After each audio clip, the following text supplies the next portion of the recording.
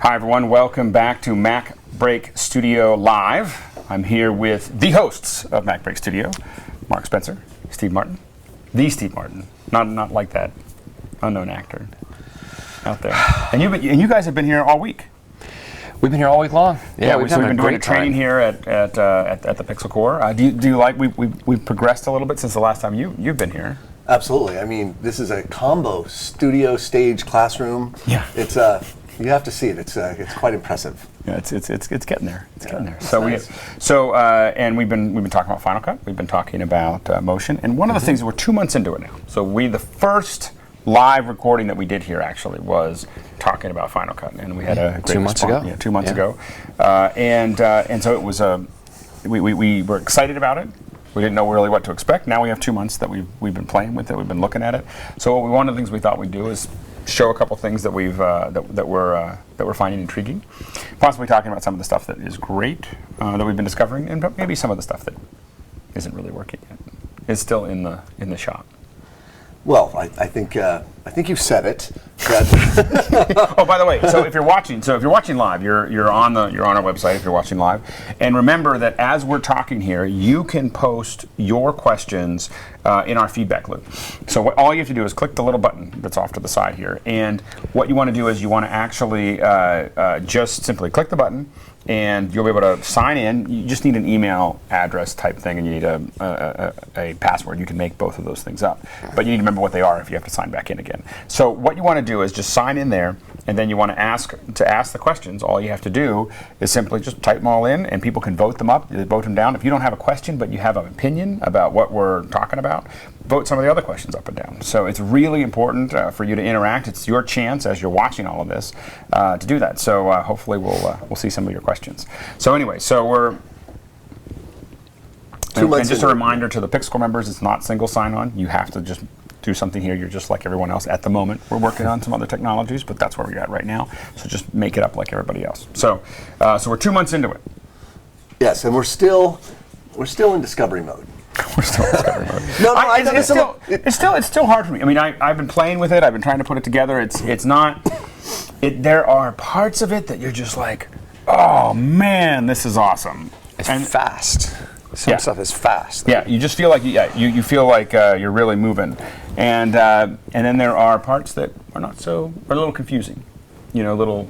Well, the things are confusing. I mean, the manual. What did you say the page count was? I don't know. It's about a third the size of the Final Cut Pro 7 manual. Right. Well, as I was explaining to my class today, that we're kind of making this up as we go in terms of workflow. We're discovering workflows. It's like we're in a four-wheel drive, and like we're going to go off road and we're going to make trails. Right. There's no one workflow now. We're discovering all kinds of different workflows. Right. That some are quite amazing. I mean, I'm discovering a compound clip workflow every day that just kind of floors me in terms of what can be done with compound clips. So what can be done with compound clips? Tell us. Well, let's see. It just so happens I have a Mac here. You have a Mac right in front of you. Hey, do you like the screen? We've improved the screen a little bit. It's a little easier, a little more readable than the last one. Yes, it is. Very well, I still might need to bend forward a little bit. Okay. The first thing is that getting out of this idea of sequences and projects from legacy versions. Because what we've done in the past is we've had nested sequences. So you've had nested sequences. They're really not nests. They're kind of like nests, but they're not nests. Right. And I have a workflow here that I think is really handy with when you're doing a lot of audio work. And I'm kind of playing with this idea. Here you have a clip that has, you can see I have a lot of sound design. I've got a lot of sound effects. So this is a battle scene, and if I play this, you'll see I've got a lot of little sound effects. They weren't making enough noise. They weren't. Yeah. Okay. So I've got a lot of stuff going on there, right? Mm-hmm. Now there's no tracks, but one of the main advantages of compound clipping is I don't want to have to scroll up and down, and I mean I could conceivably keep scrolling and having all these clips here because they're all connected, but a lot of people are discovering that you can select just the audio and you can compound clip it. So I'm going to right click on there and then see, I'm going to go ahead and choose compound clip. Right. And voila, now I have a single representation of that compound clip. And if I need to, of course, I can go into the compound clip, and there it is. Now, of course, I'm inside the compound, and I can adjust the individual volume levels. But one thing that's very interesting to me is that if I step back out by going back one level here, notice here there is a volume control for that compound clip, so you can adjust the level. The but overall, now, that's an overall level. It would be like the master mix. It's almost having like the mixer that we want to have. It is. Granted, you can't automate it, but what's interesting now is you can throw all of your audio into a compound clip, and then you can adjust the level overall. And you could keyframe that like any other audio clip, absolutely, right? You can keyframe it, so you can just you get the little option click, and you can actually keyframe the whole thing. Like it's just, I think it was one big virtual clip here. So there we go. Very similar to nesting. Very similar. Now you can apply. And speaking of nesting, so there is some continuity between Final Cut Legacy and Final Cut 10. Is I'm going to go ahead and select that clip, and I'm going to go into the effects here. And a lot of people don't even realize that these are even here, but you have all your effects built in, and these are effects from, a lot of them are from Logic Studio. Yeah, so the one thing that we have benefited from over time is Apple has acquired lots of technologies, whether it was from buying Chalice and Shake or Logic and all these other things that they've just, and they're not trying to protect a upper level 15,000 or 20,000 or 100,000 or whatever. They don't have a market there to protect, or $5,000. Push it all down. They're just like, oh, we'll just put in whatever makes sense. Like to them, it's just a matter of, does it get too cluttered? Will it be too complicated? But it's not a question of what is the rest of our product line. This is the top of the product line. You know, they're going to put in whatever they're going to put in. Right. You know, one thing about this is, of course, you could select the clip, and there's all of your effects, and you can actually you could skim over the effect and actually hear the result of that filter on that selected clip. Right. So on that selected clip, so if you select the clip, and let's see, you can find something that's echo delay. It's kind of hard to tell from the speak. I can barely hear it from here, but the bottom line is you could select any of these filters and then preview them before actually having to apply. Just like the video effects. Just like the video effects. Now, it's interesting. If you want to find effect, I'm going to go ahead and type in,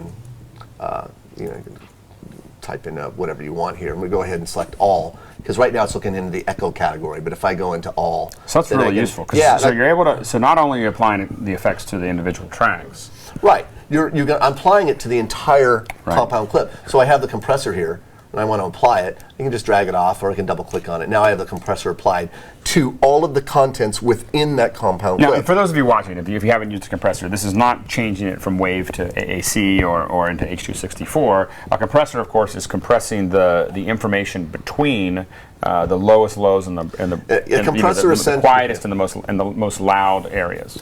Well, I look at it this way. A compressor, essentially what it does is it makes the softer parts louder and the louder parts softer. I call it an automatic turn downer. Volume turn down. It's like a guy standing there turning it. Anyway. Exactly. So I mean, it's and essentially, we're going to do a whole in Gear Media Tech. We've done these in the past in some of our live ones, but we'll do a whole visual for you. So stay tuned for that in another episode. It's interesting here. I've got this clip, and I'm going to go into the inspector now into audio, and you'll see that the compressor is applied. But well, people don't know there's a little icon right there. If you click that icon, then you bring up the actual compressor interface. Right now, you really have that's the Logic plugin right there. It's the Logic plugin. In fact, if you use Soundtrack Pro, these all were built into Soundtrack Pro. These are familiar to a lot of people using Soundtrack. So I can play with the threshold. I can, in this case is the ratio, which controls the amount of compression on the signal input-output. You can play with the threshold slider, and there it is. And it all plays back in real time. As soon as you turn it, you can close it and then play it back and hear your compression. It's fantastic. And that is about the smoothest way that I've seen that process. I mean, because you're always trying to juggle around, like, how am I going to go out to that? How am I going to go back? But you can see with that much control how you could see that Apple might not push you out to soundtrack. Yeah. So you could even kind of do some busing. I mean, if you had a bunch of sound effects that you all wanted to treat with the same compressor, you could select them all. In fact, let's do that. Greg, you brought it up.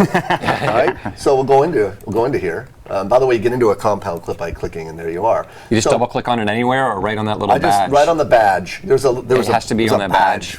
The badge. You do have to have stinking badges. We do need the stinking badges. So, but it's interesting about busing. You're not really busing, but let's say out of all of these sound clips here, I want to apply, let's say, a limiter or a compressor to that, or some effect, you can compound just these two. You can say, I notice I'm one level down.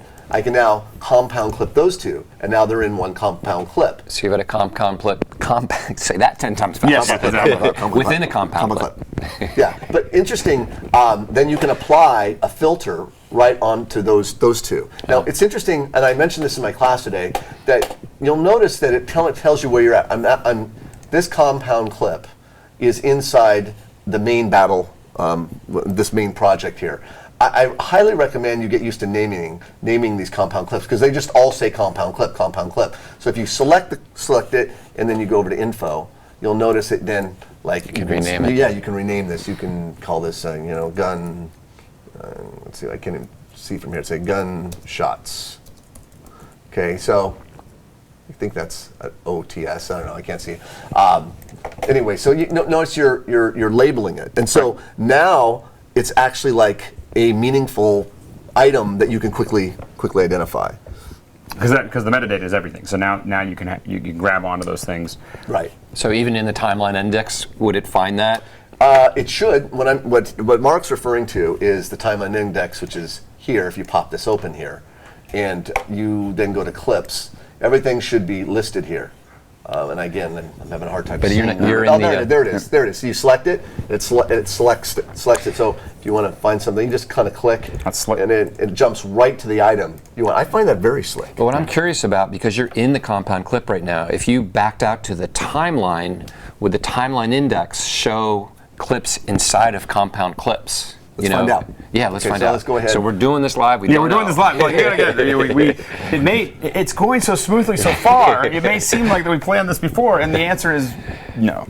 We didn't plan it at all. We're just trying. We're like, for some reason, we just decided to hack around, and so far we've done well. It's fun to hack. Okay, so let's go up one level. So if you go to the timeline. By the way, there's a little arrow over here. You just click up, and you're one level up. Okay, now you'll notice here that in the timeline index, it's just listing the clips that are part of that timeline. I think the operative word is timeline index. Yes. It's looking at one timeline at a time. Because it can get really messy. You get a really complicated setup. It would be very hard to, because if you select something in the timeline index, it highlights it and jumps the playhead to it, right? Correct.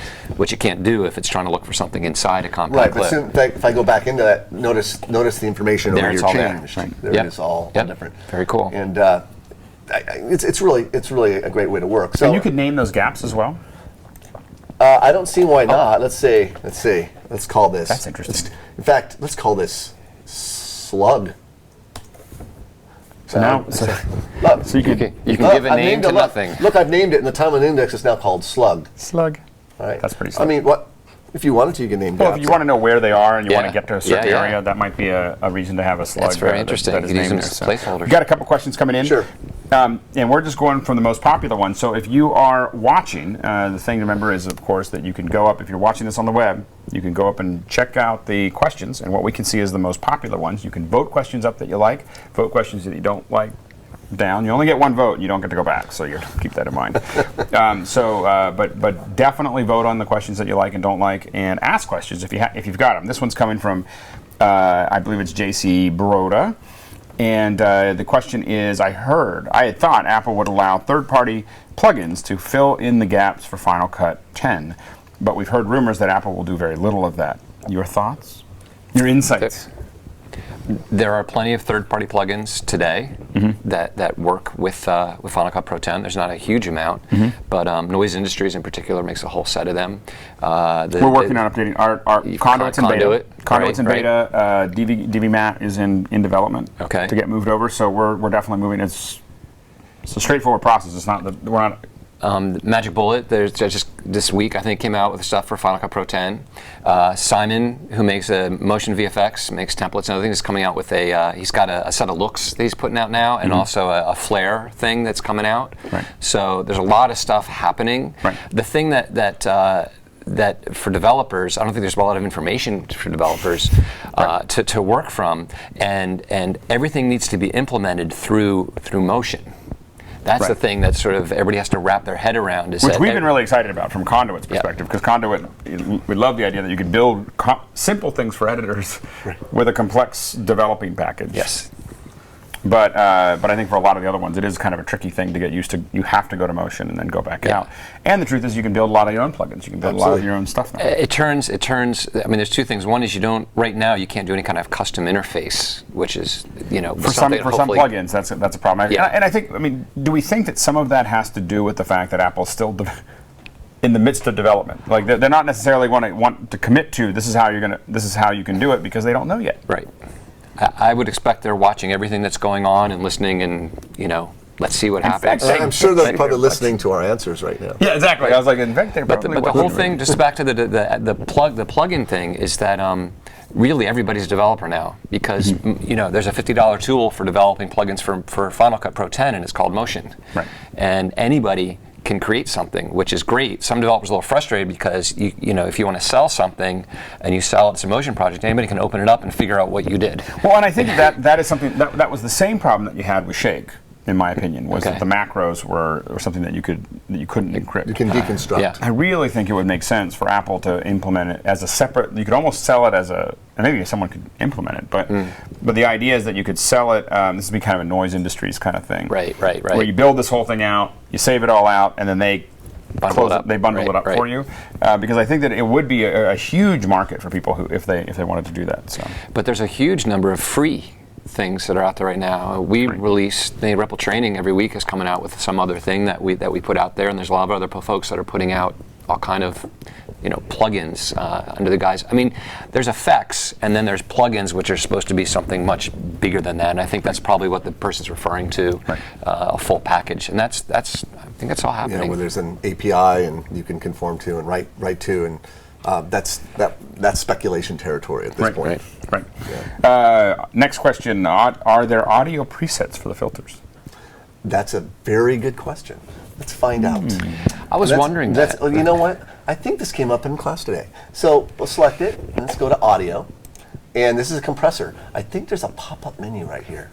Oh, look at that, presets. There's voice presets. Look at built-in voice. There's like 4 compressor voice presets right here. But the fun doesn't end there. And this is, sorry, we'll say, there's a lot of things that were taken out of Final Cut, and there's things that I miss, and there's things that I worked through. And the compressor from the old Final Cut is not something I really missed. It was useless code. It's useless. But this is useful. In fact, some of these presets are pretty good for the voice. You can just go on and say, that's not really voice, I'm applying it to a sound effects. But, a lot of compressors are applied to musical instruments because, particularly with music, you want to bring out the drums. You don't want the drums to compete with guitar or whatnot. So a lot of compressors use musically to enhance certain instruments. But a lot of times they're used to add punchiness to voiceovers. I can imagine doing a voiceover that do a little compression to it. But that said, we discovered that if you go into here and you go ahead and make your manipulations, you play with the threshold, you play with the all these sliders, all these little bells and whistles. In fact, this whole interface looks like Darth Vader's bathroom, right? And so we can go in here and go click into Save Preset. We can then name this. We could call this Battle SFX. That's good enough. Click Save. Now I've saved that as a preset, so now it shows up in the list. And then you can look at this. You can actually find out where that is. Should we do this? Yes. Yeah. Let's do it. It'll actually highlight it for you in the Finder. Let's see here.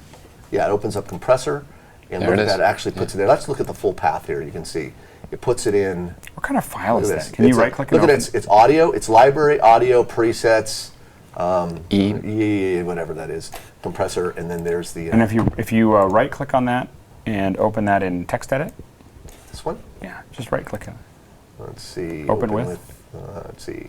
Open it. Try opening the property list. Let's see. Just go down, and then go over. There you go. Try that. All right.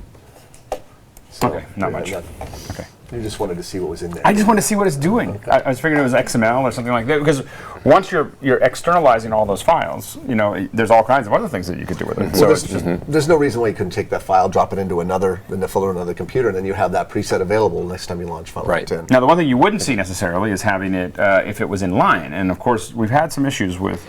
So one thing is that Final Cut, Lion, not totally working. I don't think I don't think if I'm as a Final Cut editor I'd move to Lion. Well, we had half the class, right? We've been teaching all week at half the class on Lion, half on Snow Leopard, and there were definitely when something went wrong, it'd say who's having this problem that's on Lion, okay, and just that half would raise their hand. Right. So there were definitely a few. There's a lot of bugs right now that haven't been sorted out. I assume that sometime in the near future we'll probably see some kind of reordering of that structure. But did you see with your section? No. Well, I'm not running Lion, but I do happen to have Lion on my iMac at home, and I happen to love the Launchpad. I like it turns into my screen into a giant iPhone. I love it. That's my favorite part of it. I will admit, I have not used Lion on any of the production machines yet. So mostly what I've been focusing on is using Lion for like one of my little machines. I can test it, start to get used to it, but I'm not committing to it yet because of things like what we saw. And there's no showstoppers. There was nobody who couldn't do everything we were doing, but there was a few things like if you wanted to edit text in Final Cut Pro 10 and you wanted to move it, you can't move the text. Right. It's impossible to move. Little things like that. What do you need to move the text for? Evidently not everyone wants it in the middle of the screen. Well, maybe Final Cut once. That's where it's deciding where the text should go. As of Lion, everything gets more locked secretly down. Asking, what would Steve do? Steve would leave it simple in the middle. Anyway, so now more. Once again, if you're here, we got a lot of questions rolling in. Excellent. If you've got questions for us, make sure to click Ask Your Questions. Go in here. You can sign in. Make up an email, make up a thing. Remember what it is because you'll need it to sign in again. And have your little password there, and then you can vote questions up and down. We can decide. That'll help us decide which one to grab, and you can ask questions. So anyway, another one here that this is from Danny Morales, and he asks, is there a reconnect media feature in Final Cut 10? No, and let me preface that a little bit. Let me tell you why that's not a bad thing. No, you really. No. It's really okay. It's not a bad thing. It's not a good thing. It's a different thing. It's different. I've been saying for the past 2 days that we have a new foundation for this app. Right. In the old legacy foundation, all the media was file-based. It was the Final Cut Pro had to keep track of all this media all over the place and what platter exists, the path, the folder, everything, and that actually slowed the system down. Right. It really slowed because it had to go out, find the file, return it, send the data back, and sometimes you get beach balling because it had to find it, then load it. Really inefficient. What you need to understand about Final Cut 10 is that it's a database-driven app now. So when you create an event and bring media into it, that media in the event becomes this kind of universe that's being managed by the database. So another way of looking at it is in Final Cut 10, you're not managing files any longer. You're managing events and you're managing drives. Right. Okay? And no, it's a little different in Motion. It's totally different. Motion is file. It is about the path. Motion's still the file. Yes, it is. But it works remarkably well, and I still think it works better than the last version. I don't know if that would have been the same. We had a little the file management or Motion in general. The file management is that different? Is that more efficient? Is that all the same? I haven't seen anything different. I was really surprised. Mark and I are working on a project today, and I set it all up, and then I moved computers, and I was kind of like, I wonder what will happen to the media, and they were all in the same relative position to the thing. It's the same with Motion. It really is. And the thing that you want to understand is I'm going to go ahead and select this event over here, right? And I'm going over to the inspector. And let's see here. Let's see here. You want to, actually, let's do it this way. Let's go to the project library. That's what's in the wrong place. So project library. Oh, you didn't see that. I'm going to select this project. What I want you to see is that in the inspector, it's saying referenced events. Now, this is important to understand. Is it possible that this project would have media or clips from other events? Like you'll notice here, I have a Mark's Laconda event over here, and I have my reenactors. Is it possible that I took this interview and dropped it in there? Absolutely. And what would happen then is that over in the inspector, it would say reference events. It would show both referenced events. It would say, look, in order for me to have the media online, I need to have both these events online. Right. It's not about a single piece of media anymore. But you need to have that whole event. That whole event. If you pull it out of that event. Well, it's looking into that event, right? And that's the key. It's no longer. I mean, you can't just grab one file and move it over there. And there's no reconnect media anymore. There's no more locate that media, find it, and then reconnect to it. That's gone. Everything's happening on an event level. But it does mean if you have two big events and you pull files from one event to the other, now you need both big ones online. You do. And sometimes that can get unwieldy. So that's why there's other features. So you can actually, in this case, if I'm going to select Locanda and command-click reenactors, this is why things start to get unwieldy. You can do a couple things. You can merge them, create one big super event, or you can, and you can see, well, right here, you can actually consolidate the project media. So that grabs only what you use. Well, exactly. That's interesting. By the way, that's a nice, pretty icon. We'll come back to that in a minute. It's a great icon. But notice I want you to see this, because remember I said earlier that you could have media from other events in that project. And if you choose consolidate, you could essentially consolidate all of that project media into one event. Why it's saying nothing? It's because there's only one event that it's drawing media from right now. So it's like, but if it drew media from several events, it would consolidate it into one area. You can also just manually drag clips from one event to another. Yes. If you want just to have, That's if you want to reference that whole event, if you wanted to take that event offline, just move the clips. Exactly.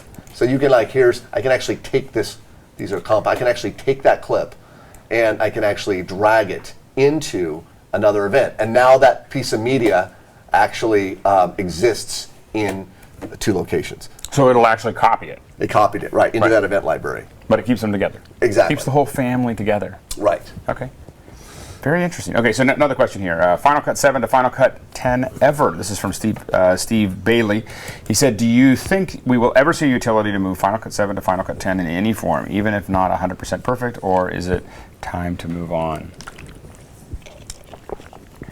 I've had a dime for every time that was asked in email or iChat or whatever. You'd be rich. You wouldn't be here. You'd be like, I'm in the you know what? It is a fair question, but again, it's speculation territory. Right. And would it be nice? Sure, absolutely. But I don't know. I mean, I can't speculate on it. It'd be great to open like a cuts only thing into Final Cut. Right. I don't know. We'll see. But you can bring stuff into iMovie. From iMovie, the new one. Yes, you can. You can edit in iMovie and then open that into Final Cut. You know what I want? But that's not what he's asking. So I want to open my multicam project into Final Cut 10. That might be what he's asking. That's just poppycock. Well, the whole idea of should I stay with Final Cut? That question was asked several times today as well. It's like, why not? Why can't you continue to kind of look? So why don't you work on, let's say, your Avid or your Final Cut Legacy or Premiere, and then do projects in Final Cut 10? I've heard several times. I'm gonna do these shorter projects. I'm gonna do this music video. I'm gonna do the Final Cut. Of course, I'm getting a lot of different. I'm getting the same question. So now that you have it, where are you? And I'm doing a project right now in Motion, and I'm liking it. Well, Mark's mostly doing the project. I'm just going, Mark, you're doing a great job. So anyway, but the issue is that I was really tempted to take this project. This project has a lot of assets. It has a lot of still assets. It has a lot of pieces put together, and I was really tempted to move it into After Effects and Premiere and if you're integrating that pipeline, if you're pulling that all together, I have to say. Now, what happened, and this is what always happens when something comes out that you can't upgrade to, is that suddenly this blinder that you had on is gone. And now you're starting to think, okay, because I have to admit, I did an edit in Final Cut that didn't turn out very well of one of our shows. But this was not in the new one. This was in the old one. I was like, I don't know it well enough. I might be rocky well. The honeymoon, if there was ever a honeymoon, Final Cut 7 was over. I was just like, I'm never using this again. I got to the end of it, I was like, literally, I'm never using Final Cut 7 again. And if I feel like I need multicam, if I feel like I need those things, I'm using Premiere. I'm not using Final Cut 7. Because I was done. So now I'm kind of in that, in that zone. I'm away from the island. But I think it's a good question for people to ask, because I think that they want that integration. I actually think that if they want seamless integration between the edit package and the compositor, and seamless integration between Photoshop and their package, and seamless integration between all those things, I don't think anyone's doing it better than Adobe right now. But when you do it really fast, if you want to go fast, it's I think that Final Cut, man, you open it up and it's just responsive. when you're cutting away with I mean, it? let's talk about straight cuts for a minute. Granted, it'd be great at translation utility. But I've been playing with the idea of if I needed to match cuts for whatever reason in Final Cut, you can export a QuickTime movie out of Final Cut 7, right? And you can bring it in, and we're getting back to the idea of connected clips for a moment. Let me open this up. Open up this timeline. So let's say this was an exported movie from Final Cut right here. Okay, I'm gonna go ahead and get rid of this connected clip here. Go ahead and get rid of these. So you have an exported movie. You could actually take your Final Cut movie. Let's say this is a one long movie that you exported. You could, in effect, you can move it up one level, and you can place all your individual, because you can bring in the media from Final Cut 7, you can import it, and then you could use this as rather than playing with this, you can use this as a reference, and then use it as a cut point. You can then move your playhead. So you could have your actual media down here, and then use this as your actual reference for where the cuts are supposed to happen. I've done it. It takes some time, but it's not. It's certainly not XML. So just how did you move it up with the keyboard shortcut? Did you do a connected clip command in order to connect it to a gap? What I did was, let me go ahead and undo that here. And if you right-click on here, it says lift from primary storyline. Right. So basically what that does is move it up, and it creates a gap. Look what it does. It actually creates a gap clip for every now this is every clip. This is actually pretty interesting. Those are individual gap clips, are they not? So you now think about this a minute. All you have to do is then drag a clip. This would be your time. In this case, these are cuts. I mean, we wouldn't get these individual gap clips unless you went through. Yeah, you could put markers or splice it up, and then you can then grab a clip like this. Or that's a compound clip. Then you can then grab it and drop it on there and choose replace. What happens when it's doing its? So there it is. So now, but it can also grab clips based on what's happening in the scene, right? Or does it do any kind of cutting up? Is it doing any? It's not doing any analyzation. No. Because the other thing you could do is theoretically output each, the A and the B and the, like you could output each one of them and then bring them all in, right? Your separate tracks. Right. I'm looking at a fast way to do it. I have a straight, like, the heart of his question is I just want to, even if it's a simple cuts thing, I want that. There isn't the way to do it. So you can export out, let's say it's a 2-minute, 3-minute, 10-minute movie. You have your cuts, drop it into your project, put it on the level, and then just use your play and just kind of bring in the media and cut it up and match the frames. It would be painful. It would be painful. That's the bottom line. It's totally painful. But if in a pinch and you need to, you could do it. Right. So that's the thing. We hope we see something. We hope to see something down the path. And that comes to our next question from James Bowers. It said, "What are the most likely updates? Where are the worst bugs?" Why are we getting all these speculative questions today? That's another like. Well, no, but not the updates. What do we think? What would we like to see if we on the next one beyond that? Multi-clip. I want to raise my hand. You want a multicam? Multicam. Okay. I want multicam back. I don't really use multicam that much, so I'm not that vested into it. I can see where some people would. So, they've already publicly stated in their FAQ that they're working on it. It's coming. Just don't have a date. XML. XML. They mentioned that too. What kind of XML would you like to see? I just need to be able to get out of Final Cut into Smoke. Into Smoke. Okay. So I need something that will go out of Final Cut and end up in Smoke, and something that Smoke can read. So that's the bottom line. I don't go to anything else, so that's the only thing I'm worried about. I'd like to see round tripping come back for being able to round trip motion projects, so you can just select something in the timeline and shoot it over to motion and do some magic on it. Yeah. That's that's the thing that, like right now we're working on this project and the whole thing's in motion, which theoretically could have clips in motion. Although we're doing so many transitions, I don't know how much you could do that, but you do want to be able to grab each clip and have it be its own little world and be able to go and work on it and send it back. Yep. I'd like them to bring back Bruce the Yak. The Yak? Are you serious? You don't know about the Yak? I don't know anything about the Yak. I can't believe. Steve there's a Easter egg in all the private Final Cuts. You can call up this Yak that crawls. If you know the that little secret keyboard combination. There's a keyboard combination. What is it? Yeah. You can tell us now. It's not even around. It's an old. It's old. The last one I knew was in the button bar. You had to do the Shift Option B or something, and Bruce will come up. His little yak will come out, eat some grass, walk across the screen, and thought bubbles come out of his head. Like he'd say stuff like, "I didn't understand when it wasn't weird." Right. So, maybe he's there. We don't know. He could be there. He could be. Yeah, we just don't know what it is. That's why it's an Easter egg. So we have to go egg hunting. Audio presets cleanup. How do you clean up? This is from Vince Bauer. how do you clean up or remove audio presets that you've created that you do not want anymore? So that we were just talking about showing how to find a create. location you went to. I got to go back. Well, maybe your Finder window might still be open. Because you navigated right to the Finder where you could delete them out of the... Yeah, you would. What I wanted to find out was there a way to delete them right within the interface? In the interface. And it's funny, almost all that kind of stuff happens in the Finder now. You know, it's just like... Once you create it, you're not going to want to get rid of it. I mean, that was a work of art. Same like your color presets. Like if you're doing the color board stuff and you create a look you like and you save it as a preset, go to the Finder if you want to get rid of it. Let me just throw out the compressor on there really quick. It's much easier to do that. There it is, and there's the presets right in here. Yeah, so what I wanted to see was if there was a delete preset. Yeah. It doesn't. I think Mark's right. That's consistent with everything else. I think Mark's right. You've got to quit Final Cut, then you got to go out, delete it, and when you open it, it won't be there anymore. The nice thing, it relaunch after the first time you launch it. If you quit it and restart it again, it's fast. I mean, it just pops right back up again. It's done some kind of preload. What's fast? I'm sorry. Relaunching Final Cut. If you need to quit it in order to move, because I do that all the time in order to move some motion projects in or something and have them show up in the browser. Right. That's another thing about Lion is that pre-Lion and Snow Leopard, if you create new motion effects in Motion and publish them, they're immediately available in Final Cut. You just go and do it. But in Lion, we found that you'd have to quit Final Cut and relaunch it to see new stuff. Interesting. Just little stuff. Got it. So you go to the Finder and delete them. That's the answer. Yeah. Next one from Eric Beeson. This is my project has outgrown my internal drive. Any tips or quirks to migrating projects and events to other drives?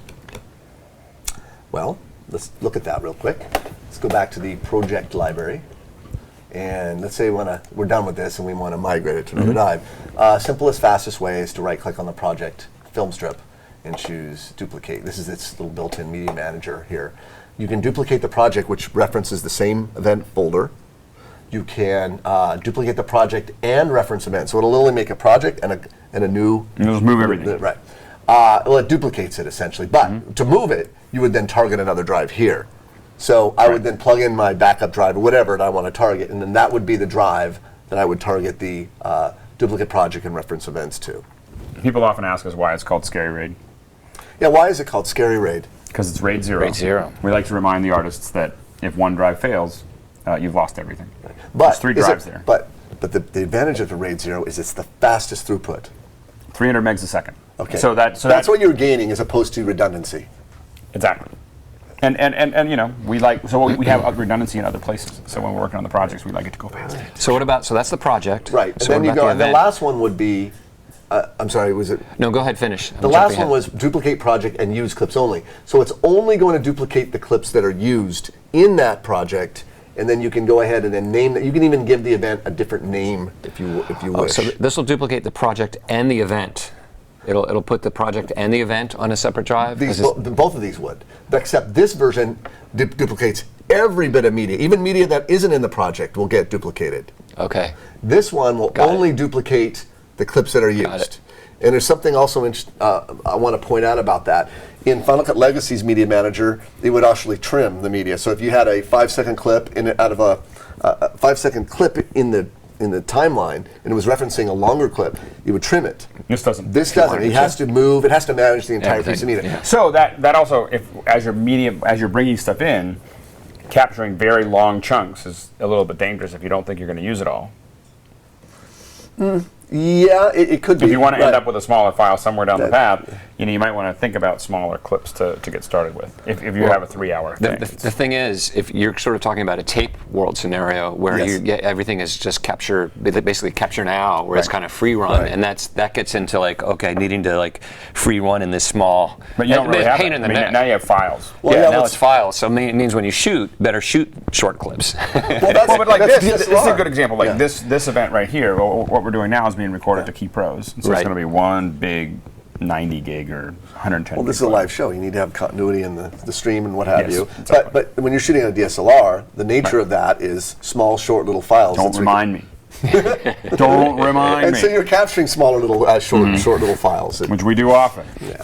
So I just so that's good, and I think we answered that question. And to come back, one thing I wanted to point out is that one of the workflows that that is that I think is really useful with the iMovie thing that we talked about. One of the great things about that is that a lot of times when you have stuff, you have directors or you have producers or you have other people who have input, but you don't need them to know everything about this. Having them be able to open something in iMovie and kind of hack up what they wanted. And you send a bunch of clips, let them hack up the stuff. They don't have to know everything about Final Cut. They just go in and out, in and out, in and out. It's simple. It's great. It used to be they do that, and then you would have to recreate whatever they did. Right. Now you can simply take that, pull it into Final Cut, and tune it up a little. Well, better than that, you can actually start your iMovie project on your iPad. Right. And then so they can be sitting on the plane. editing, Yeah. what have you, and then open that project in the latest version of iMovie, and then open that project in Final Cut Yeah, Pro. you do have to do that one extra step, One but extra step. it's still pretty So, cool. and I haven't really tried this, but can you import files into the iMovie on the iPad? That's what we're saying is if you import into the iMovie and the iPad from the Mac. Right. No, I haven't tried that one. Because I think I thought all you could do is shoot with it. Well, you can shoot with it. You can edit on iMovie on the iPad. Okay, so on the iPad, No, you can do all that, but I'm saying, But- could you get, if you were shooting with one of these cameras, Yeah, can you get that onto your iPad? you can get the video onto it with a camera connection kit. We'll get the video on Right. there. But will it play through back through on the- iPhoto, but then the question is, can from there into See, iMovie, you should so be able to get in there. I think it deals with very specific file types. You know, H.264, Right. Low bandwidth, low footprint files. I don't think you can put. I don't think you can put a DVC or Pro HD will play out there. I think they But have there to are be, some cameras that you can do No, in I some think they have to formats, be or it meta has to tagged. They have to H.264 and tagged a certain But way. if you shot with the iPhone or something, you could oh probably yeah, get this will that. work. Yeah, this will work great. I can. Well, there's a workflow. The reason I was asking is there's a workflow that I didn't expect you to be able to do that. You didn't know that? Oh, that's cool. No, to be able to load in high-res files. But what would be great, here's another one. Here's another request if anyone from Apple is watching. Hi. It'd be great for you to be able to upload proxies to your iPad. So I'm a director. We've worked on stuff. I got a flight to London, 10 hours. But I want to chop it up. I want to do some more work on it. Right. And so I get that file in iMovie out of Final Cut. That's been down-res, and I can sit there and, I want to move this around, I want to cut this in, I get it all done. What would be great is if I just sent a control file back. This is like a year from now or 2 years from now. I'm not expecting it in the next update. But it would be great to be able to send that control back so that it could fix that, or change it, even if it's only going back between the two iMovies, not to Final Cut. Well, I definitely think the iPad is going to, as it matures, is going to be a lot more useful in the post-production department. Yeah. The other thing that we were working with is that we're in the land of we'd love to see. Yeah. Is Keynote. So Keynote to motion. Keynote to motion. We need it. We need it. would So be- I was previous. actually a really good idea. We do a lot of corporate stuff, and one of the things we do is a lot of these demos. And so the thing is that when you're working with the client, they don't really know what they want yet. You don't want to spend a whole lot of time in motion sitting there playing around with animations and doing all those other pieces. You want to just, okay, what do you think of this? Like, it's going to zoom in this way, it's going to fly in this way, it's going to come down this way. So you kind of put it all that together, and then once you get it all done and they say, oh, that's great, you got to do it again. But the nice thing about that, even if you're going to do it again, the nice thing about it is it's much more mechanical. Yeah, there's it's a lot quick. less experimentation. It's You just kind of blow through it. I mean, we did so much work in one day of just, plowing through it of putting something together because we already knew exactly what the client Right. wanted.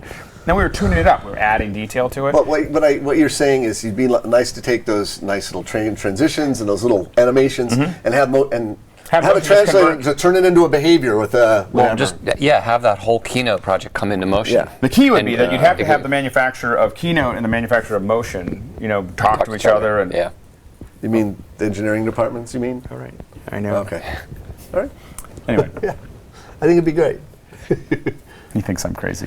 I know he thinks I'm crazy, but I'm telling you, it works great in my head.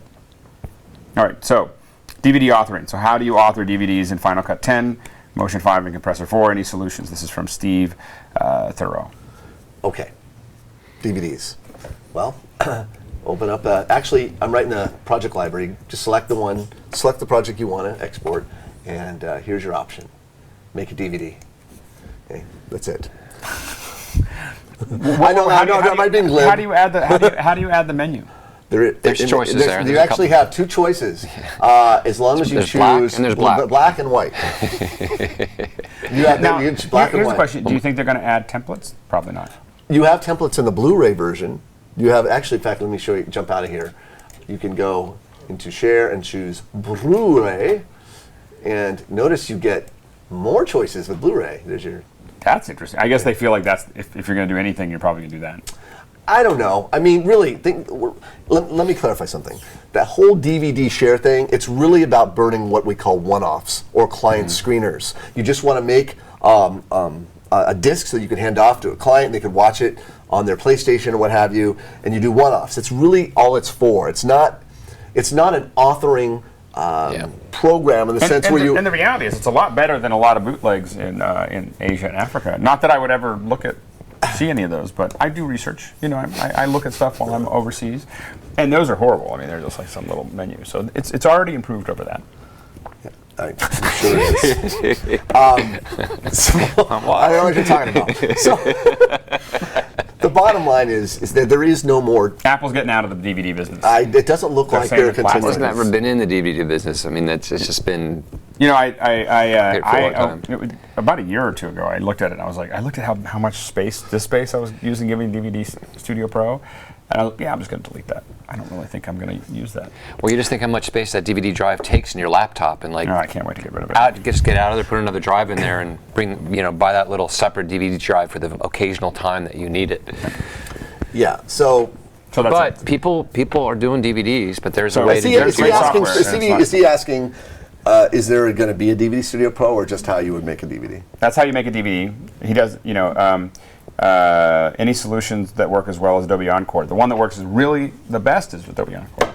That's really, I think that Apple has no commitment to moving forward. If you really need to do DVDs, you need to do Adobe Encore. You need to move over. I mean, these are the reasons that people are moving. I think that Apple has done a great gift to Adobe and Avid. They've given some people reasons that they need to move on. You could still look. DVD Studio Pro 4 is still a viable application. You could still author DVDs with it. You could. Yeah. In fact, the whole point of here's the problem with that though. Yeah. The problem is that it's now a dead format.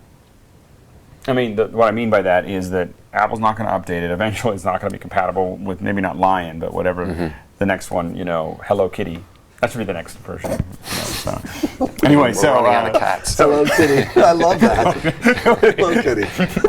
if they truly move it so where Lion goes to the next version is really iOS. Right. Just like they just moved from Lion, from the Mac OS to iOS. They really should call it Hello Kitty. So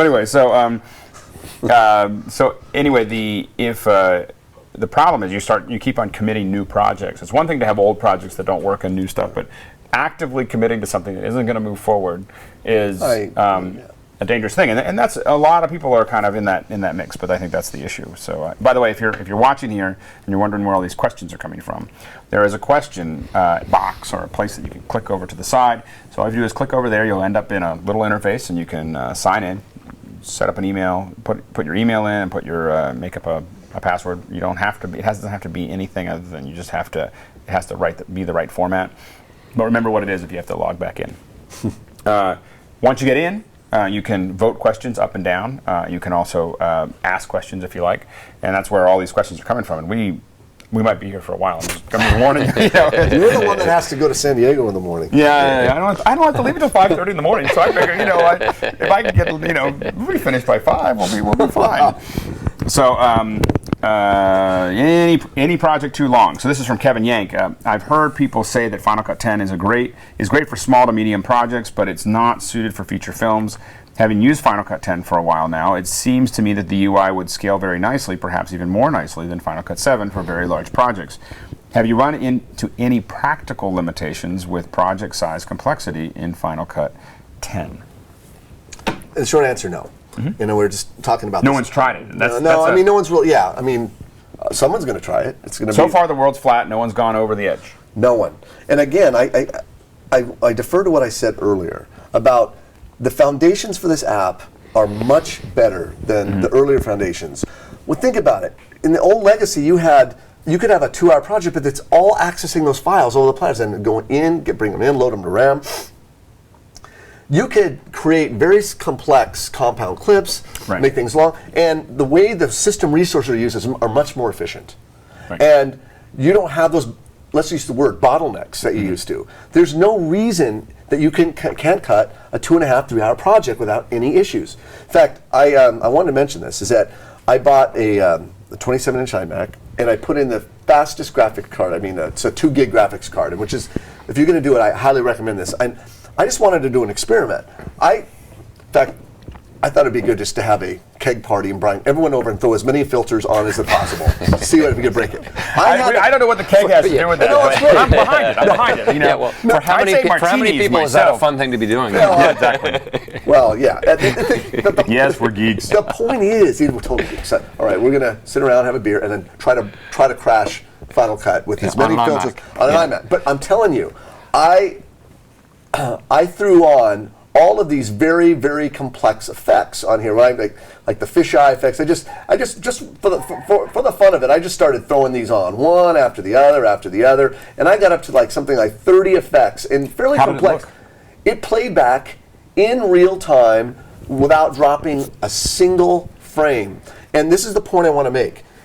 The foundations of this app on the hardware that it was designed to run on make all the difference in the world. And I think people that are running it on really slow machines, it's like, this isn't any better than, try running, I'll tell you what, go to the Apple Store, get on an iMac with a screaming guy, and start throwing filters. You will walk out going, oh my God, I need to have the right hardware. I'm serious.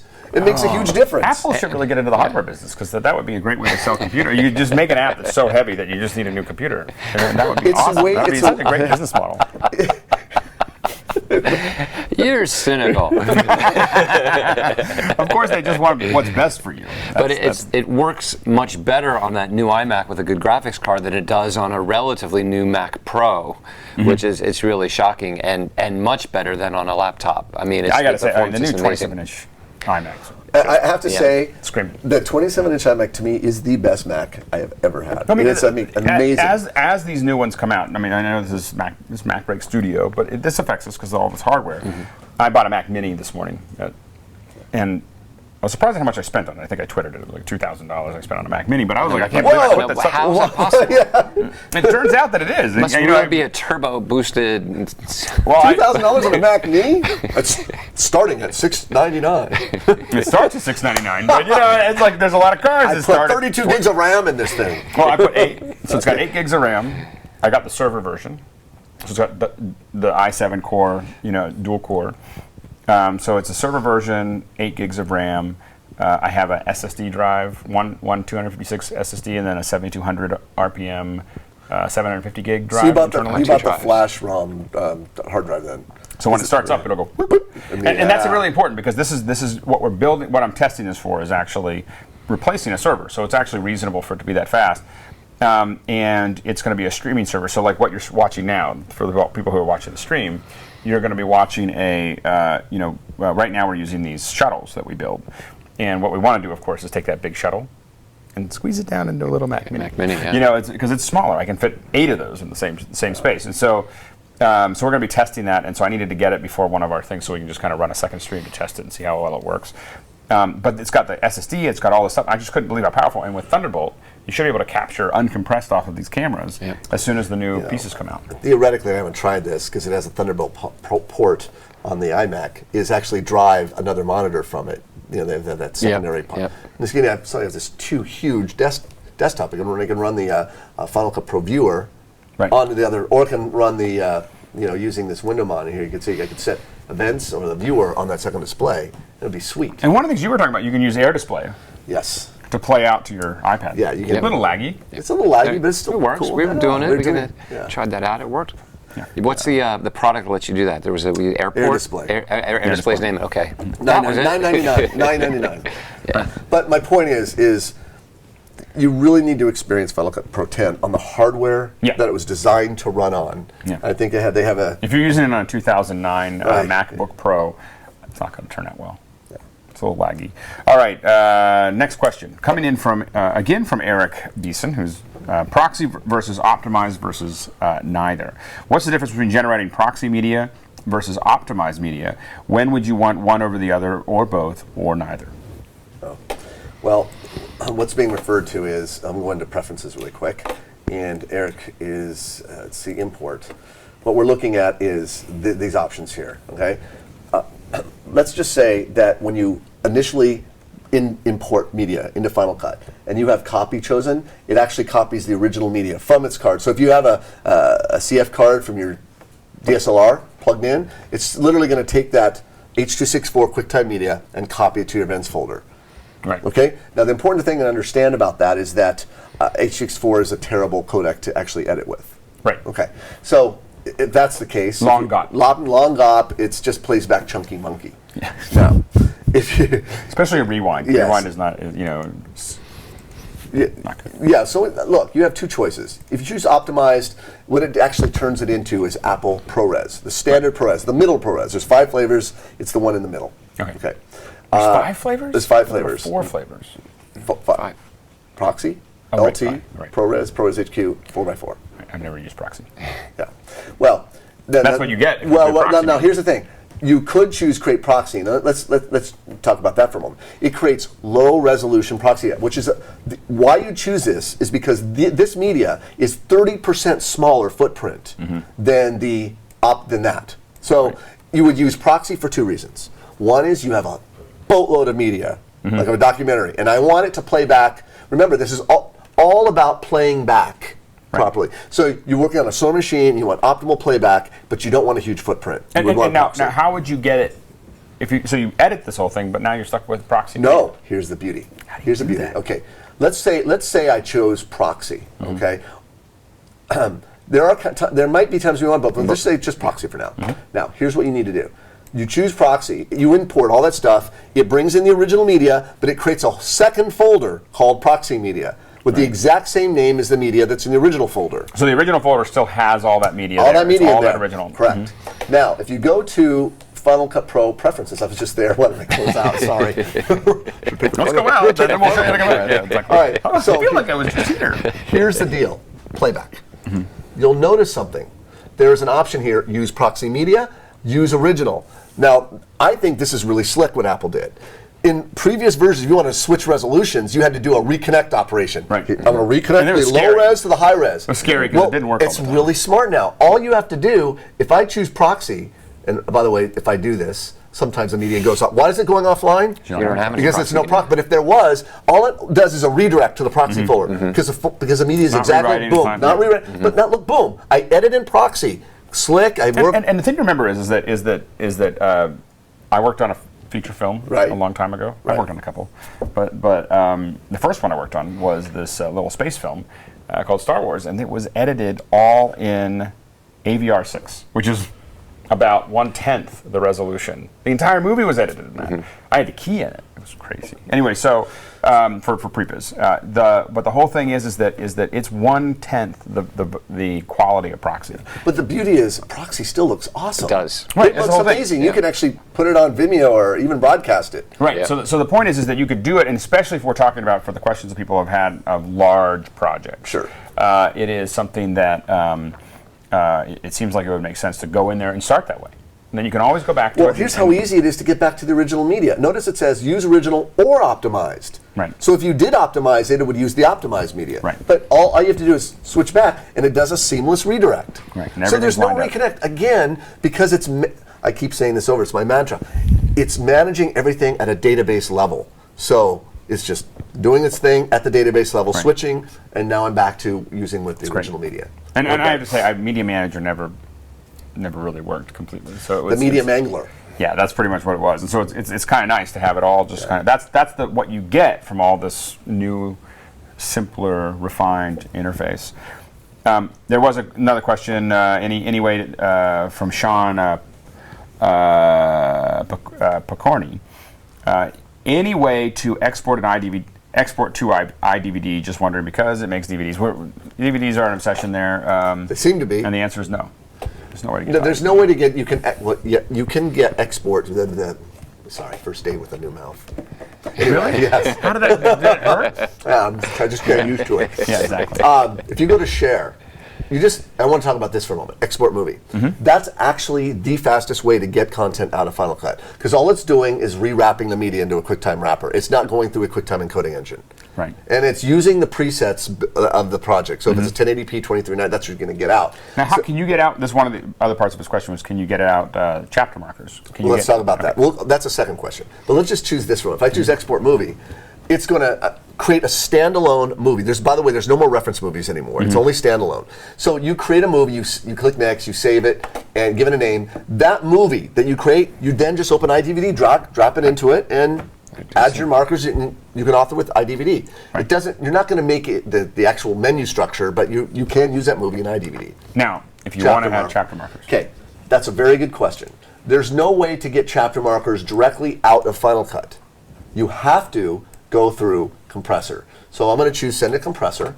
And you have to add the markers there. You have to, but it's really simple. Right? And also, if you want the chapter markers in a DVD, you have to add them to a job and add what's called a compressor action. The action tells a compressor what to do at the end of the pipeline, which is make a DVD. Right. Okay? It's like a script. Okay? So what's happening is you'll notice it sent the job, it sent the project over to compressor as what's called a job. That's actually a job tile. Okay? You have a job to do. Exactly. Now, see, sometimes we get a little beach balling one that's still trying to figure out, I think it's still sending data. About? Yeah, no, that's actually the beach ball of work. The beach ball of work. He has a job. He's got a job, and he has a job, and he's doing it. Exactly. So while compressor's doing its job, this is coming in from Ben Amos. It is, so I import files from my camera and then import into an event. I end up with 2 copies of my media. Is that right? What is the best workflow to avoid this? That's a good question. Let's go back to Final Cut, and we'll look at that. Let's go back to the import command. So we're now going to import some content. So import files. And here's the deal. If you do not want media in 2 locations, it's very simple. You uncheck this box right here, copy files to Final Cut Events folder. And you know what happens? It still moves files into the events folder, but it moves what's called sims, simulated clips. Think of them as aliases or shortcuts Knowing where it is. that point to the actual media, wherever it exists. So if you have a So bunch everyone of media, thinks that you have to get everything into an event, but you don't have to. You don't have to move the media into the event. Like someone, let's say you hand me a drive, a bunch of stuff you shot somewhere. It's like, here, Steve, here's like 40 gigabytes of stuff. Do I want to move that onto my event library? Certainly not. Right. So when I went into the import, I would go ahead and uncheck that. It would still move the media into my event folder, but only little pointer references to where it existed on the drive you handed me. Right, and as long as that drive's there, everything's good. If it's not, it's not. Yeah. So that for the people who are looking for a distributed workflow too, where you're going to have that file. I mean, it's not as good as what people were using with Final Cut Server or anything else, for the people who were using it. I think that was the problem. There weren't enough people using it. So let me ask a workflow question then, because you can import directly from your card, right? So you could shoot on your card. You could choose to import as optimized media, and also choose uncheck copy files. So the only thing that's being copied to your computer are those optimized files. Correct. That's it. And then you've got the card, which is not a safe thing to do, really, because that's the only source of those original files is sitting on that card. Although for most of the time, for many of those cards, the Apple ProRes is a better. You're promoting it. Why would you edit in 264 or what have you? In fact, the smart thing to do is that you should always be copying. I always as just kind of de facto, always copy the media off the card and check before it importing before I actually pull it out, because I want to import from. We try to do that before we leave the I'm event. sure. I mean, well, look, there's other companies that make the big deal. Like you could edit right off the card, CF card. That's the stupidest thing I've ever heard. Right. Why would you tell people to edit off your CF card? Right. Dumb. So it's always a good idea to move You can cut right on your wooden table. Exactly. It'll work. It might leave a mark. You can cut bread on your lap. Should I go back to see if the working beach ball is still working? I'm scared now. Yeah. Let's see. Oh, hey. yeah. See, I was confident. You know why? It's all those motion effects on your. You've got all those effects that. This is why you need an iMac 27-inch with the fastest graphic card for 2 gigs. Get rid of this Mac Pro. So, point is, notice this window over here is called the preview window. If you want to add chapter markers, all you simply do is move the play in, and I'm going to just not move it. I'm going to leave it there right now. I'm going to go ahead and use this Smart button. It's just add marker, right? So there's a marker right at the head. And So it works if you haven't added a bunch of effects. What? Well, so what happens if you move the playhead? Does it go back to work? It may go back to work. And Well, that's the whole thing. It works great unless you have a project with a lot of effects. Sometimes you need a marker at the beginning of your timeline. Yes. All right, so go to edit, and I'm going to change this. As you see, I have taken the everyone has to have their role, and my role is the pessimist, the sarcastic. Do you want me to move that playhead? I'll move it. Move it. All right. Here I go. Grab the playhead. I think it's going to be all right now. Just click somewhere. Back to work. All right. Knew it. I wanted to. There it goes. There it goes. Okay. Let's see, but there is how many? Didn't I throw like 20? No, I did like 10 effects. Okay, let's look. There we go. That's okay. Now, bearable. So I'm going to use it. By the way, you can use a shortcut M for marker, and you add it, and then you go. All right, I want to choose edit marker, and this window's going to come up, and you choose. Look at this compression markers, chapter marker, podcast, chapter marker, and when it's you can actually go in and name this. And can you do the same thing with the M where you hit MM?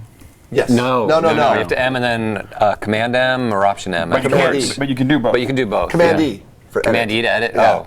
Oh, Of course it's different. Command E for edit. I can't see that. But Yeah, I won't think work it's in motion either. So look, there I am. So I'm going to click OK, right? And I can just keep scrubbing and adding chapter markers. Right. So now here's the thing: when you export the job, the chapter markers will be embedded into it. But more importantly, if you open up this Apple preset, you have presets for Apple devices. So if you actually choose an iPod setting, it'll add the chapters, and those chapters will show up in iTunes. Right. But DVD, the thing that you need to understand about a DVD is that all the DVD presets are found here under disk burning. They used to be called DVD, but now it just is. And the thing you need to understand is you need two separate targets. You need an AC3 target and an MPEG target.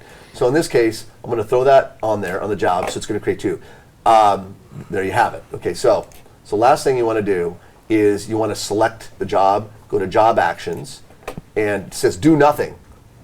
You say I'm done? No, you want it to do something. What do you want it to do? You want it to, oh boy, I can't see. Create a DVD? Yeah, do you see create DVD? Then you choose Create DVD. Let's give it a second here. It's thinking. It's thinking. But this is the beauty. This is how you get your chapter markers on your DVD. Right. I'm about to show you how to do this. I mean, look, here down here, you notice these are the main menu. There's a chapter menu. If you name these, those name markers will actually show up on the menu. That's great. That's how you do it. And for those of us who are just sending out review copies to the people who actually still use DVDs, that's great. Yeah. Do you use DVDs? I don't. I use them for coasters. It protects my coffee. Coffee table. A great thing for once you have CDs or DVDs. Of course, do this. Don't try this at home. I'll just tell you something that I've done. I'll suggest it for Steve. These guys are professionals, but if you have a natural gas stove, this is always propane, natural gas. You could something that's got a flame. The electric stoves don't work. Okay. If you put some gloves on and you take a CD, you get 2 shot glasses, and you just heat it up. You just get it over that thing so it gets a little pliable. It'll get really pliable. And then you set it on one shot glass and you shove another shot glass on it. It'll squeeze it into like a little CD. It'll wrap around the shot glass. And then you take a hacksaw and you cut it, and then you heat that little bit up to kind of get rid of all the hard edges, and you plug the bottom, and you got a little shot glass that's made out of rock over London. Can you do? How about the? So that's great. That's great. and if you use 7-Eleven cups, you could do whole albums that way. We're not supposed to go at the Petaluma swap meet down the road. Yeah. I never thought of selling that. We used to do it. It was basically after my morning show in Pittsburgh 20 years ago when I was a morning show host. That was what we would get all these CDs and albums, and we'd listen to them once, and we'd be like, some of them were coasters. Some of them were really good. Nirvana we kept, but some of them were like Boz, shot glass, Boz, shot glass. So anyway. I have a closet full of clamshell cases because I used to do a lot of DVDs. I had clients do DVDs all the time, and that's all disappeared. It's all web. But all these plastic clamshells I stocked up because I got a great deal, and I just got a million of them. And I can't melt those down. And you don't want to get rid of them because they look new. Okay, next question. Danny Morales. Have you used the rolling shutter auto analysis? Is it any good? What Danny is referring to is, and again, under preferences, there's an option under import analyzed for stabilization and rolling shutter. I've used it for stabilization, and I've not tried it on anything that has. By the way, just to define for the people who don't know what rolling shutter is, it's if you drop a window shutter and it starts. It rolls. Yeah. When wrapped properly. Well, it's these CMOS sensors and the way they write the image. You know, it writes the image sequentially, right? And if you pan, it creates an offset in time. You can get the because it was like I was still writing. I was still writing. You know, and so that's the problem. Well, it's supposed to fix that. I don't know what it does. I haven't tried it on warbled footage. So the answer is I don't know. Yes. I've seen the same thing happen with the iPhones. I was at the beach and shot the horizon. Right. And the horizon went, woo! I never saw the ocean do that before. And the issue is with the cheap CMOS sensors, which is the really cheap ones are in the iPhones compared to the ones we have in the DSLRs. You're going to see it on both of those, and you're going to see it even a little bit in red cameras and others. But the real difference is the refresh rate. So how often is it? How fast is it going down there? If it's doing it really fast, you're going to see a lot less of it. If you're going really slow on the cheap ones, you'll see it a lot more because it took longer to get from one side to the other. And so you know, if it took a second to get from the top of the CMOS to the bottom, or a half a second, it's going to be a lot of stretch. But that's when you see the jiggle, what they call jello vision. Jello, yeah. Jello vision. That's what that's JV. from. Got another question from Lucas Morrison. When importing a file from a file-based camera, Final Cut 10 recognizes each as a clip. What is the best way to break up clips from a tape-based camera?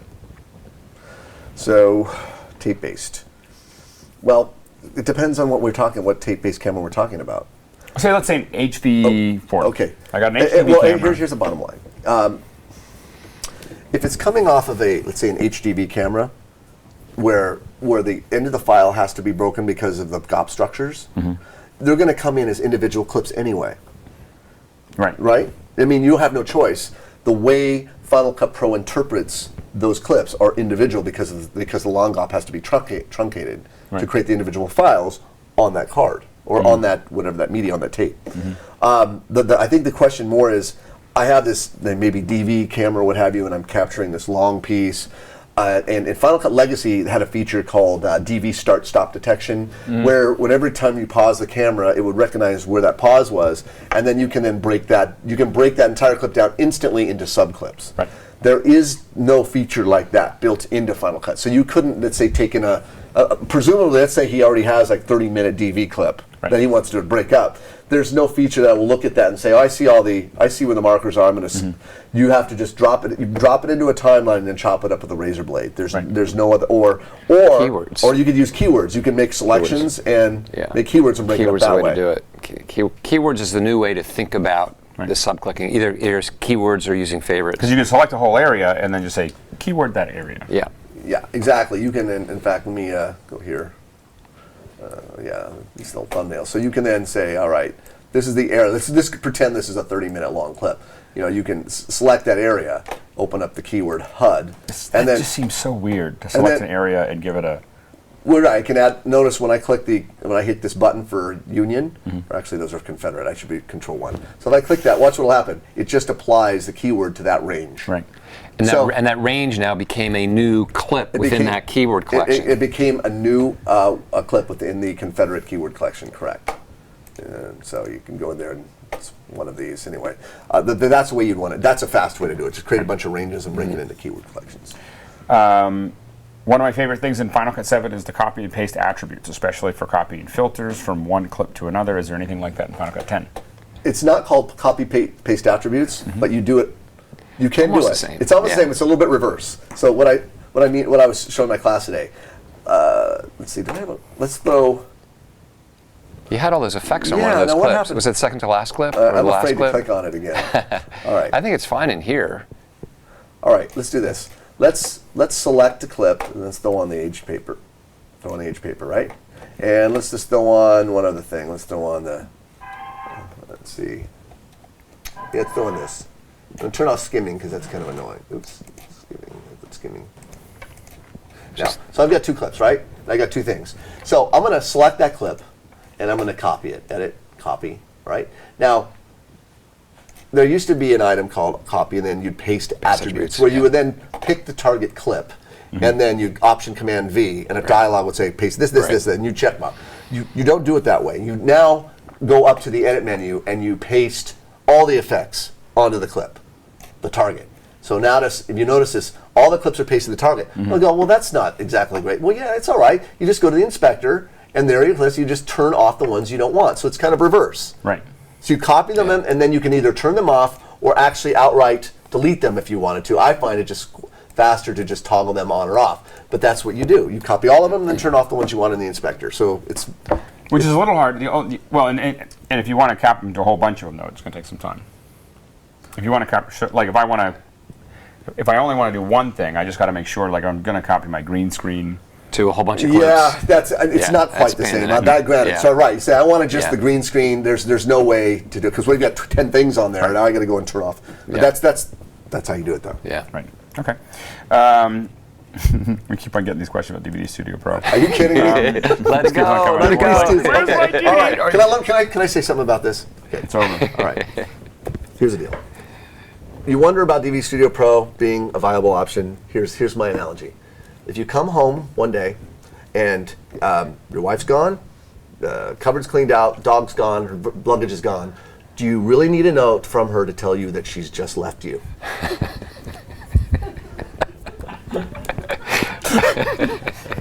That's just hard. So here's a good analogy. This is actually pretty good. This is from Ben Amos, though. This is one, and we'll answer it quickly, though. We're gonna answer the DVD questions very quickly because we've answered them a lot, and it's gone. She's gone.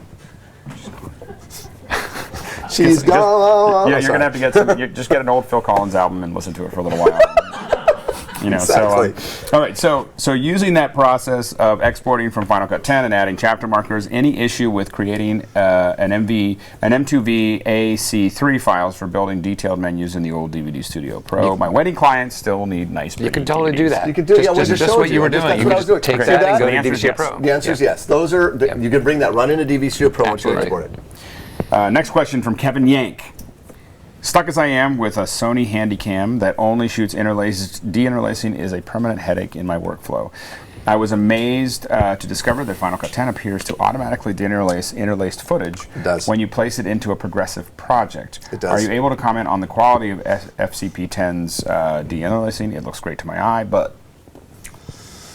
I don't really work with interlaced footage anymore. But I just don't... Look... If it looks good, it is good. Is my mantra, right? And first, is this good? Does it look good? Right. Then it is good. Yeah. It may look a little softer. I don't know how Final Cut does this. Some applications, what they do is they take your interlace. Of course, is two files. Right. You've got every other line. Another one's every other line. But if you took the two, if you looked at each field, each file on the interlace, it would look like your image, like this image here, but it would be squished. Mm-hmm. If you grab only one of those fields and scale it 50%, what you end up with is an image that is progressive. Okay. You've just thrown away half the data. Half the data. Right. It's the fastest, easiest way to get a really good image. Just small. And some programs do it that way. I have no idea whether Final Cut does it that way, but that would be the cleanest way to do it. Now, what the thing to do is compare it, and you may not know. If you're using oftentimes these little handycams, they're not resolving to 1080p anyway. So when you bring it in, it's really like a 960 by 540. Then it might scale it up smartly. But that's what's happening. It's what I think is happening in some of the programs when you have like a 960 by 540 option. Because I'm just going to throw away the other one. Possibly. So anyway, that might be what's happening. What you want to look at is, does it look any softer? You wouldn't know because interlace. How would you know if it was any softer because it's already been ruined?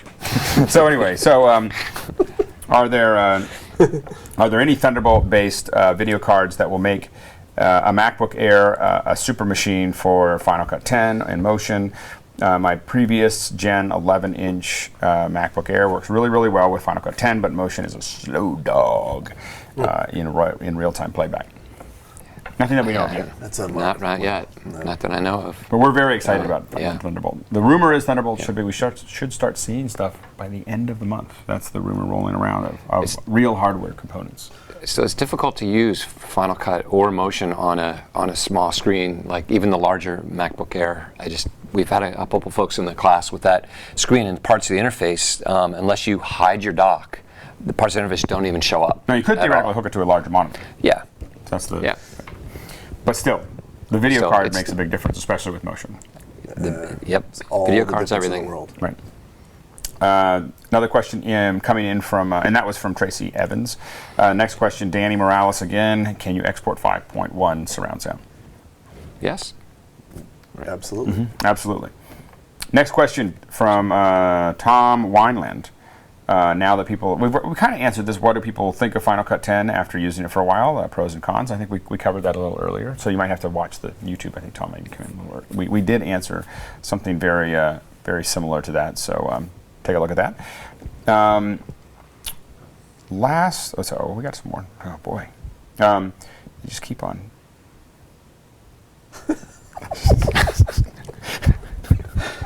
Should you even repeat that? I'll edit it a little bit. Okay. This is for Ben Amos. Watching the live stream in the middle of my workday here in Australia. I'm supposed to be editing. Darn you! Can I get these live shows at a later date? Because I really should get back to work. P.S. Thanks for all. Anyway, so yes, Ben, we will put these on YouTube. We are working on putting them into a podcast. We've been slowly getting up. So the process of putting these all up is an experiment. And we're starting to put them all up, but they're starting to get up. They're getting up faster and faster and faster. This one will come up next week, so and you'll see it and actually be a higher resolution than what you're seeing in the stream. So, and if you have questions, we are going to wind up pretty soon. We've been stretching it out a little bit. It's pretty easy with the questions, but if you have questions, you can use our little question engine that we have there. So what you're going to do is click on it, go in, sign in, put your little password in. Just remember what it is, but you can make it up. But you just have to remember what it is if you have to come back. And then you can ask questions, vote on them. And we're just kind of going from the top to the bottom as best we can. We may skip around a little bit because we're getting near the end, but we've been just kind of working from the top. So if you like something, vote on it. Is the color board better than a color wheel, and why the change? So this is from Eric Emmerich. What? All right, color board. We're just now getting punchy. That's the reality. Show. Is it better? Is a square better than a circle? Yeah. Show color rectangle. Okay. Well, it's not better or worse. It's just again different. Right. Okay. Let's answer the why. If you're a non-colorist, if you're someone that is not familiar with color theory, that let's say blue and yellow are complementary colors per se. Mm-hmm. You just want to be able to remove blue or add blue or remove red or add red. Get it? Right. So the idea is you have a positive and a negative field here, right? So for example, if I want to remove green, I drag in the negative direction. I want to add green, I add in the positive direction. Right. It's for the non-colorist, it's simple, okay? Right. If I want to add more magenta to their faces, I drag the midtones, and that's where most of the luminance is in human faces. I move over to magenta, and then I start to add a little magenta, okay? Or I remove magenta, okay? That's the idea. Now the interesting thing about this is that by removing magenta, it's turning it green. This is not arbitrary. Right. So the reason I want to point that out is, if you again color theory, magenta. Look what's on the opposite side of the color wheel for magenta. It's green. So now what happens if you now go over to green and move that down? Move the screen. So now it's becoming less saturated. Right, less saturated, exactly. So it's it's counteracting that. So the short answer is, it was greatly simplified to take, let's say, non-colorists and say, I can understand that. I'm going to move the color in a positive or a negative direction. Right. I have a comment about that. Just coming from using color wheels for a long time. Yes. It's difficult. I mean, like everything here, it's different. And certain things are different. I can't find the door. It's different, but after I've used it for a while, it's better. I understand. I still don't quite. I get that it's easier if you've never dealt with a color wheel before, but I feel color wheels are easier even after spending some time with this. I feel like they consolidate multiple things into one place. Here you've got 3 different tabs you have to go to do something that could be done in one. One gesture. Yeah. So, and I don't think personally, I just don't think the color wheel is that hard to grasp. To me, this is I'm still struggling with this a little bit. Right. But there's been a lot of good information, tutorial stuff coming out about how to use it and get good work out of it. Yeah. Very good. Next question here from Ben Amos. He's still up after swearing at us. Get back to work.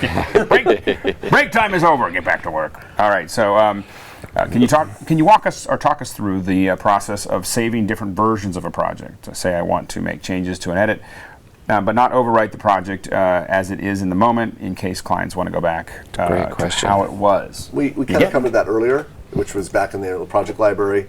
You select the project and you duplicate it, and then there you go. Then you use this option here or this option and then name it and save it where you want. There you go. Yeah. Okay, I'm just going to read this out and then we'll figure it out here. So this is from Alan Stewart.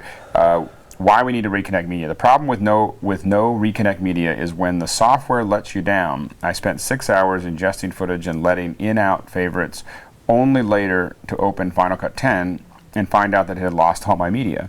It was still in the events folder, copied there, with the proxy media created. Tried to move it out of the folder and back in, still no joy. Reconnect media would have done better. Well, let me show you what 9 times out of 10 people are doing wrong because they don't understand. Mm-hmm. And a lot of times that happens, and I'm not saying this happened to him, and I don't have a direct answer to why that would happen, but this is what happens a lot of times. We looked at this earlier. Go to preferences, people go, you create, let's see, where is it? Playback. They go to this, and they forget, this is a huge gotcha. If I close this, that is global. You come back to this later, you forgot that you checked that. Right. And you can go to any project, like I can go to Laconda, but you notice there's a little warning, you're being yelled at by the app. So if you go back to the project library, all those projects are off. You're being yelled at. Everything's gone. It's but global. Go back to the project library. All right. Yeah. It's going to go through and... Yeah, it's going to go through. Yeah. By the way, the offline... Why are there different icons for... They're not. I call it, the offline is the Macy symbol. But what is that weird... That's the one with effects. Gold it's effects one. being applied. Effects being applied. It's the effects being applied to the no media. No, the reason... Yeah, that's great. That is so silly. That is silly. Anyway. It's pretty. It's pretty. But I just can't believe it's applied effects. I wonder if you could key the no media sign. All right, so... I wonder if you could make an interesting short based on putting titles, effects, and transitions on the no media sign. We should do that on Vimeo. Yeah. But that's what happens to a lot of people. It got me. I was up late, was like, I don't know, why is my stuff offline? Why? That's a really good tip. Why? But I think sometimes there are some issues. I think there's some bugs there because we even see on one of our projects went offline here. Yeah. It just like inexplicably. Yeah, like this. Why did this go offline inexplicably? I'm not sure. Right. We don't know. It's a mystery. This is a question from Tom Wine. I think we kind of answered it already. Talk about working with third-party companies, like working with Boris Effects. And Boris Effects is one of the ones. We already said this a little bit. If you want to design your own interface, we don't have that yet. Nope. So that's I think we kind of covered that. Yeah. This is from Dave Stravich. Why can't Apple directly address any of these lingering questions and concerns that we have? No FAQs, no private discussions with select people. Just come right out and no FAQs, no private discussions. Just come right out and say on their website or in their podcasts about what they're going to do with all this. Because Apple likes to do that. You know, Apple loves to just broadcast what they're working on. I mean, I don't understand why this is such a special case. You're being facetious? Yeah, maybe a little bit. Well, the bottom line is just that's how Apple rolls. That's That is the way you deal with it. Yeah, if you don't like it, then I mean, I'm not being glib, but that's the way it is. That's the way they operate their company. Yep. And they have very few spokespeople for their products. Yeah. It's a very targeted person. They don't just let anybody talk about it. They control their message, and that's what it's all about. And again, people aren't exactly happy with it. It's the way it is. They're managing expectations extremely effectively. Yes. By not giving you any. And then... Okay, last question. This is the last question, and then we're going to wrap it up. With more and more projects, what's the best way to hide some of the events? Well, are you talking about hiding events or projects? There's a double thing in there. This is from Lucas Morrison. Say both, either one. Yeah. Okay. Well, in terms of, it's a longer discussion, but let's talk about the project library first. The best way to hide projects is to create a folder and then put them in it. Yeah. So if you create a folder, then you can then grab these and then drag them into the folder. and it hides them. And what's nice about the folders is, what's really nice about that is when you launch Final Cut, and if they're in the folder and the folder's closed, it's not going to load all of those thumbnails into RAM. It's going to be much faster. And it's a way of hiding them, as it were. Okay? There. Right. See? That's hide. Okay? But that's still there. If that was client-sensitive material, like, that was like really an important thing I didn't want other people to see, the only way to hide that is to make sure that the drive that it's on is not mounted. Or move it out of if it's on your local drive, move it out of the movies folder. Right. And just move it to anywhere, Yeah. and it won't show up anymore. Or on a mounted drive, as long as it's not at the root. That's a good point. Right? As long as it's not a root, you can just drag it into another folder. So it's another one of those things that you manage using the Finder. Yeah. So you can definitely make any of that stuff disappear very quickly. Yeah, with this up here, with regard to events, there are no, I can't place these events in folders. Right. So the other way is to use the disk image workflow. We've been talking about that, where you make a disk image and you have all your events in a disk image. Right. And then you unmount the disk it. image, and then it's not there. And Philip Hodgetts has a little $5 app that allows you FCPX Event Manager or something. You just click, and it'll show and hide any events or projects you wanted to. That was asked about in class today, and I forgot that he had that. So is there any utility? There actually exists a utility already. Yeah. It's Philip Hodgetts. So I don't know. It's Philip Hodgetts, and you can Google that. Yeah. Very good. Now we're for those of you watching, we're gonna stop the questions. We're right near the end. I think we got through almost all of them. That's awesome. Took us, it was great. It was fantastic to hear from all of you. All those questions were spot on. It made this pretty easy, hour and 45-minute ride, hour and 40-minute ride. And so we hope you enjoyed it. This will be on YouTube in the next week or so. And we're playing around with the publishing technology, so it might take a little longer. But anyway, so we're going to be moving forward there. What? We will tweet. So what you want to do is you want to follow Pixelcore or Alex Lindsay, and we'll tweet it when it's up. But definitely Pixelcore, because that's really where it all happens. No one forgets any of those ones. And I tweet about all kinds of crazy stuff. So we're going to have the after show here in just a second. So if you're winding up, we're gonna stop, and then we'll all chat about other things for a little while. So just stay tuned for that if you want to see the after show. Sometimes I think it's good. Sometimes it's not good. Some people think it's the best part of the show. But I think this was a great show. It's going to be hard to compete. It's going to be hard for the after show to compete. Ripple Training? Yep, Ripple Training. And Ripple Training, AppleMotion.net. Apple what? AppleMotion.net. we're working on all kinds of new stuff. I'm so excited. We're working on a secret project. Yes, we are working. We're working on a secret project. The three of us are working on a secret project. We'll have to talk about it next time. Maybe not even next time, but sometime soon. It's very nice. And so thanks, guys. Thanks for coming. That's great. Yeah, Thanks for having us. Yeah. And now, break time is over, so you need to get back to work. Ben, back.